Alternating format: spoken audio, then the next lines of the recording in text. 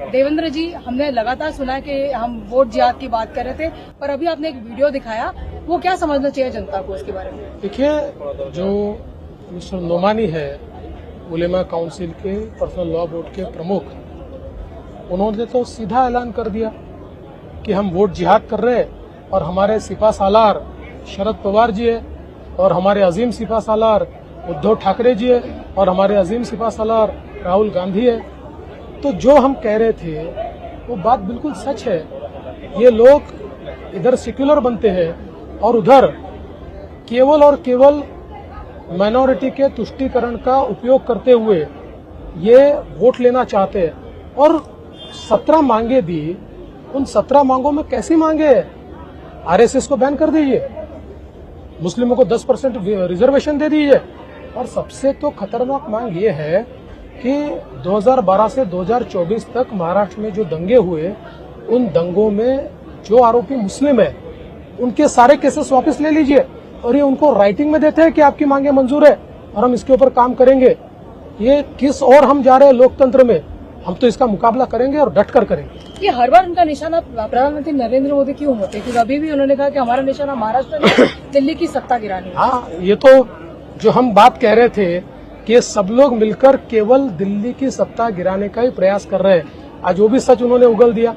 लेकिन मैं आपको ये बता देता हूँ, ये कितनी भी ताकत लगा, न दिल्ली की सत्ता दूर होने वाली है, न महाराष्ट्र में इनको जगह मिलने वाली है। आप पूरे राज्य में घूम रहे हैं, क्या माहौल दिख रहा है? क्योंकि 2024 में भी काफी जो फॉल्स नैरेटिव हुआ था उससे काफी नुकसान हुआ था, उसकी भरपाई हो पाएगी? देखिए, फॉल्स नैरेटिव के खिलाफ पूरी ताकत हमने लगाई और नैरेटिव खत्म कर दिया। अब कोई फॉल्स नैरेटिव नहीं चलेगा। लोगों में ये भावना है कि हमारी यूती की सरकार ने अच्छा काम किया है, जनता हमको चुनकर देना चाहती है, जनता हमको चुनकर देगी। अगर हम बात करें कि विपक्ष जिस तरह का फिर भी अभी भी नैरेटिव फैलाने की कोशिश करते, कभी राहुल गांधी बात करते हैं कि रिजर्वेशन को खत्म कर देना चाहिए, कभी उनकी पार्टी 10% रिजर्वेशन की बात करती है मुस्लिम्स के लिए, कभी कहते हैं कि मराठा रिजर्वेशन नहीं दिया। क्या है इनका? What is their whole? Are you confuse that they are also confused about reservation? मैं यही कहूंगा कि भारत के इतिहास में किसी भी राष्ट्रीय पार्टी का इतना कंफ्यूज नेता मैंने देखा नहीं। He is one of the most confuse person, और इतने अंतर विरोध की बातें वो करते हैं और आजकल एक लाल संविधान लेकर घूमते हैं। ये लाल संविधान में पन्ने तो कोरे। तो जिस प्रकार की नौटंकी, नाटकबाजी ये लोग कर रहे हैं, ये कोई नैरेटिव नहीं सेट कर पाएंगे। इनको पता ही नहीं है महाराष्ट्र में मराठा समाज को रिजर्वेशन मैंने दिया और अभी शिंदे जी ने दिया और रिजर्वेशन चल रहा है। ये तो 40 साल इनकी सरकार थी, कई लोगों ने जान दे दी, इन्होंने इनकी जू तक नहीं रहेगी। इन्होंने कभी प्रयास नहीं किया रिजर्वेशन देने का। तो ये बोल वचन देने वाले लोग हैं। ये जो लोग कहते हैं कि हम महिलाओं के अधिकार के लिए फाइट करेंगे, वही पहले लाड़की बहनी योजना का विरोध करते हैं और फिर अपने मैनिफेस्टो में इसको दोबारा अनाउंस करते हैं। Do you think they have lost the plot as far as the women vote is also concern? 100% they have lost the plot, क्योंकि जब हमने लाड़की बहन योजना लाई तो ये कहते थे कि ये योजना गलत है, नहीं आ सकती है, उसका विरोध किया, हम इसको खत्म कर देंगे बोला, और फिर ये भी कहा कि इसके लिए तो पैसे नहीं है, आ ही नहीं सकते, महाराष्ट्र की अर्थव्यवस्था खत्म हो जाएगी, और फिर बाद में खुद ही कहते हैं कि ये 1,500 दे रहे तो हम 3,000 देंगे। तो मुझे लगता है इनको एक आदत हो गई है। क्या होता है कि जो सही आदमी होता है ना, उसको झूठ बोलने में शर्म लगती है, इनको शर्म ही नहीं आता झूठ बोलने में, ये प्रॉब्लम। देवेंद्र जी, आप भी बहुत सारे पर्सनल अटैक्स का फेस करते हैं। अभी कन्हैया कुमार है, कांग्रेस के नेता, उन्होंने आपकी बीवी के बारे में ऑब्जेक्शनेबल टिप्पणी करी। शाइना एनसी को भी ऑब्जेक्शनेबल कमेंट किया गया। एक तरफ प्रियंका गांधी वाड्रा कहती है कि मैं लड़की हूँ, लड़ सकती हूँ, दूसरी तरफ राहुल गांधी कहते हैं मोहब्बत की दुकान। पर जिस तरह के उनके बयान उनके नेता के द्वारा आता है, दिखता है कि कहीं ना कहीं ये सारे इनके जो थॉट प्रोसेस है वो बिल्कुल जमीन पर अलग है और बातों में अलग है। इनके बयान, ये इनके हाथ में जो संविधान है वो जितना खाली है उतना ही खाली और खोखले इनके बयान है। और जहां तक मेरा सवाल है, मैंने तो पिछले 5 सालों में, चाहे वो कांग्रेस हो, चाहे उद्धव ठाकरे की पार्टी हो, चाहे शरद पवार की पार्टी हो, या इनके सारी ट्रोल आर्मी हो, इनकी इकोसिस्टम हो, इन सब ने मुझे, मेरी पत्नी को लगातार ट्रोल किया, लगातार हमारे ऊपर गंदे प्रकार के मीम बनाए, घोस्ट अकाउंट्स तैयार करके उसके माध्यम से जितने नीचे जा सकते थे उतने नीचे गिरकर उन्होंने काम किया। लेकिन महाराष्ट्र की जनता हमको जानती है, हमारे चरित्र को जानती है, इसलिए इनका कोई इनका हथियार चल नहीं पाया।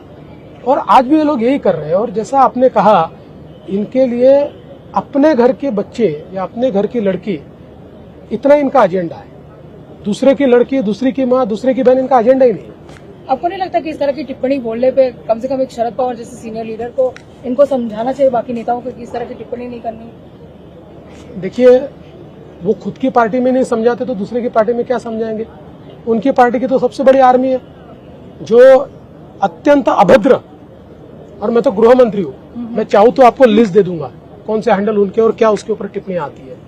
लेकिन हमने ये तय कर दिया कि भाई पॉलिटिक्स में patience is a virtue.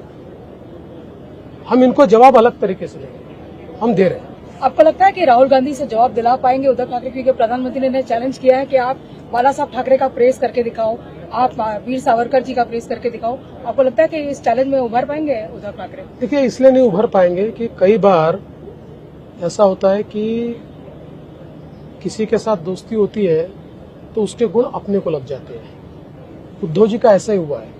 Uddhav ji ने स्वयं ही हिंदू हृदय सम्राट बोलना छोड़ दिया। अब वंदनीय शिवसेना प्रमुख बाला साहब ठाकरे कहा जाता है। जब वो खुद नहीं कर रहे हैं, अपने पिता को वो खुद हिंदू हृदय सम्राट नहीं कहना चाहते, तो वो कहां से राहुल गांधी से कहलवाएंगे? उल्टा राहुल गांधी ने उनको कहा कि नहीं कह सकते आप, बंद कर दिया उन्होंने कहना। एक सवाल ये भी बनता है क्योंकि फाइनेंशियल कैपिटल है मुंबई और महाराष्ट्र एक बहुत बड़ा राज्य है। जिस तरह के डेवलपमेंट प्रोजेक्ट हमने 2 साल में 2.5 साल में देखे, बहुत सारे प्रोजेक्ट जो स्टॉल हो गए थे, इंक्लूडिंग द कोस्टल रोड वगैरह, आगे भी इस ग्रोथ जर्नी रहेगी क्योंकि हम हमेशा डबल इंजन ग्रोथ की बात करते हैं।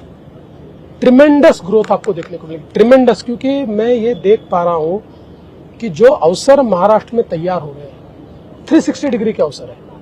चाहे वो इंडस्ट्रियल इन्वेस्टमेंट हो, चाहे न्यू टेक्नोलॉजी हो, चाहे इंफ्रास्ट्रक्चर हो, चाहे खेती हो, चाहे पोर्ट हो, चाहे एयरपोर्ट हो, चाहे मेट्रो हो, चाहे रेलवे हो, अनप्रेसिडेंटेड यहाँ पर अवसर तैयार और हम फाइनली बुलेट ट्रेन देख पाएंगे जो कि काफी टाइम से लैंड एक्विजिशन जब तक आप नहीं आए तब तक शुरू किया। हाँ, मैंने पूरा लैंड एक्विजिशन कर दिया, काम भी शुरू हो गया, आपको जरूर बैठाऊंगा। Final question to you, Uddhav ji से और महाविकास आघाड़ी के जो नेता है जो इस टाइम नर्वस फील करे या कॉन्फिडेंट फील करे, आप क्या कहना चाहेंगे? देखिए, मैं इतना ही कह सकता हूँ, वो नर्वस है या कॉन्फिडेंट है मुझे पता नहीं है, लेकिन हम पूरे तरीके से आश्वस्त हैं, कॉन्फिडेंट है, क्योंकि जनता में जा रहे हैं तो जनता का जो आशीर्वाद मिल रहा है वो हमारा कॉन्फिडेंस बढ़ा रहा है। हम कॉम्प्लेसेंट नहीं है, हम ये मानते हैं कि कोई भी चुनाव टफ होता है, बट हमको एज दिख रही है, लोगों का प्यार दिख रहा है। हमें एक सवाल आपसे जरूर पूछना पड़ेगा, हालांकि I know that you are very good at ducking questions. ये जो भारतीय जनता पार्टी के जो कार्यकर्ता है वो चाहते हैं कि इस बार भाजपा का मुख्यमंत्री बने, आपके पीछे खड़े चाहते हैं आप मुख्यमंत्री बने, क्या कहेंगे उनसे? कि हर पार्टी के कार्यकर्ता को ये हमेशा ही लगता है कि अपनी पार्टी का मुख्यमंत्री बनना चाहिए। तो आज नहीं, जब भी हम राजनीति में होते हैं हमारी पार्टी वालों को ये लगता है कि अपना मुख्यमंत्री होना चाहिए। लेकिन हमारे अलायंस ने तय कर लिया है और हमारे नेता और देश के गृह मंत्री अमित शाह जी ने ये घोषित किया है कि चुनाव के बाद तीनों पार्टियां साथ में बैठेगी और इसका फैसला करेगी। मुझे ऐसा लगता है कि हमने उसका इंतजार करना चाहिए। 23 तारीख को पूर्ण बहुमत आएगी? ऐसा लग तो रहा है आएगा।